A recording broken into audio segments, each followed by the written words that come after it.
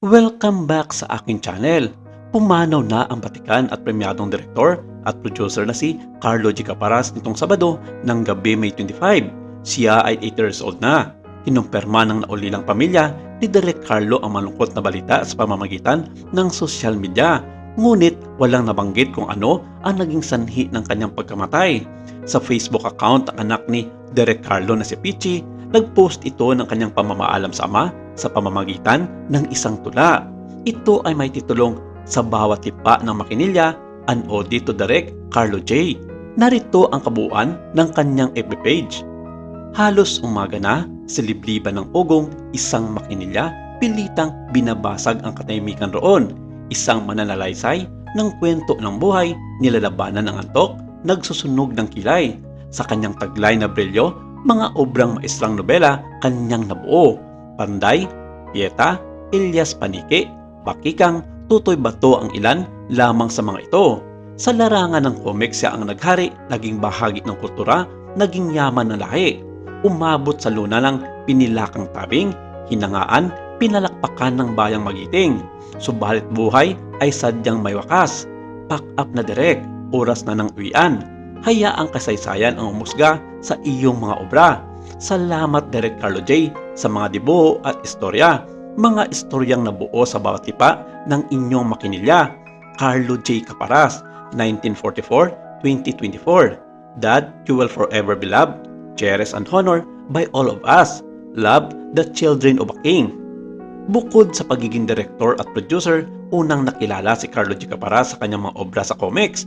Kabilang na ang kanyang mga nilikhang Filipino superhero at classic character tulad nina Panday, Bakikang, Tutoy Bato at Tuklaw. Talaga namang hinangan ng gusto ng mga Pilipino ang mga gawa nito ni Direk dahil kung tutuusin, umabot ito sa lahat ng dako ng mundo na maging ang mga banyaga ay namangha sa gawa na ito ni Direk Carlo.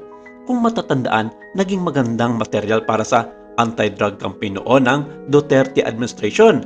Ang bagong advocacy film ni Direk Carlo G. Caparas na Kamandag sa Droga.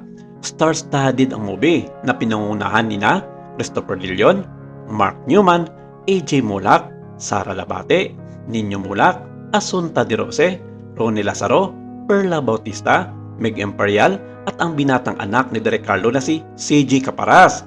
Kasama rin dito si Nara Fernandez, Ryan Eganman, Brett Jackson at marami pang iba with the special participation of Senator Coco Pimentel and Mocha Uson.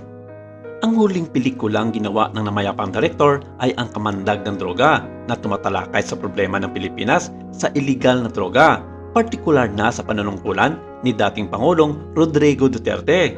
Inspired ang kwento ng Kamandag sa Droga sa nangyaring close-up concert na ginanap sa SM MOA Grounds noong mga nakarang taon kung saan maraming kabataan ang namatay dahil dumano sa tabletang kanilang ininom na inihalo sa mga bottled water.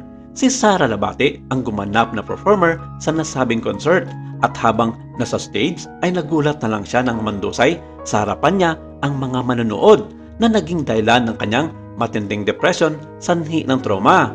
Ayon sa pamilya ni Direk Carlo, magsisimula ang burol sa Lunes, May 27, 2024 from 12 noon to 12 midnight sa Golden Haven Memorial Chapels and Crematorium, Bilyar Sipag, C5 Extension Road, Barangay Manoy 2, Las Piñas.